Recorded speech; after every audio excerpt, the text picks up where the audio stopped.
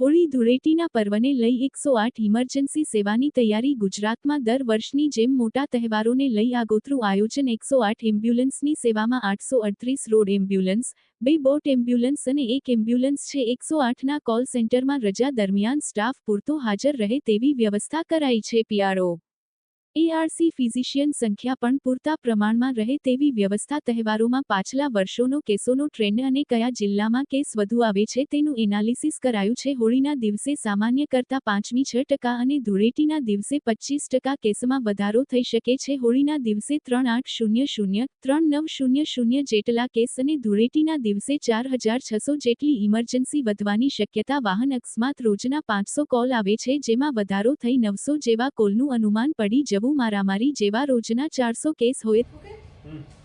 Sir, હોળીના તહેવારમાં 108ની emergency કોલમાં વધારો થઈ જતો હોય છે, તો તમે કેવો પ્લાન કર્યો છે કે જેના કારણે આવી રહેલા ઇમરજન્સી કોલને પહોંચી વળે? ગુજરાતમાં 108 ઇમરજન્સી સેવા છેલ્લા 18 વર્ષથી સક્રિય છે અને દર વર્ષની જેમ અમે અગાઉથી જ મોટા જે તહેવારો છે એ તહેવારોમાં કયા પ્રકારની ઇમરજન્સી કયા વિસ્તારોમાં વધશે અને એના માટે શું શું વ્યવસ્થાઓ કરવી પડશે એનું અગાઉથી જ અમે ફોરકાસ્ટિંગ અને પ્લાનિંગ કરતા હોઈએ છીએ। આ વખતે આપણે જો 2025ની હોળી અને ધૂળેટીના પર્વની વાત કરીએ તો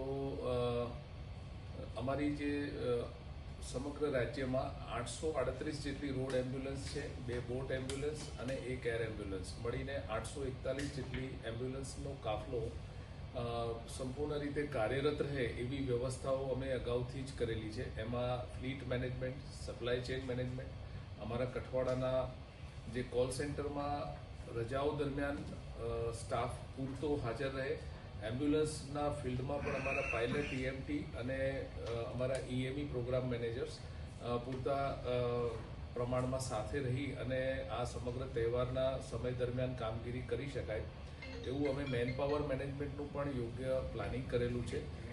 વધનારા કોલની સંખ્યાને પહોંચી વળવા માટે કોલ સેન્ટરમાં ઈઆરઓની સંખ્યા, અમારા ઈઆરસી ફિઝિશિયન્સની સંખ્યા અને આ ઉપરાંત સપ્લાય ચેઇન મેનેજમેન્ટ એટલે કે અમારી દવાઓનો પૂરતો જથ્થો જે તે એમ્બ્યુલન્સ સુધી પહોંચાડવો, એમ્બ્યુલન્સમાં રહેલા ઇક્વિપમેન્ટ્સ વગેરેનું રિપેર કે રિપ્લેસમેન્ટ ડ્યુ હોય એને પણ અમે અગાઉથી જ કરી અને આ વર્ષમાં વધનારી ઇમરજન્સીસને પહોંચી વળવા અને હોસ્પિટલ સાથે પણ યોગ્ય કોર્ડિનેશન કરીએ કે જેથી ઓછા સમયમાં પેશન્ટને સારવાર સાથે સાથે ઝડપથી હેન્ડઓવર કરી અને એમ્બ્યુલન્સને બીજા કેસ માટે રવાના કરી શકાય।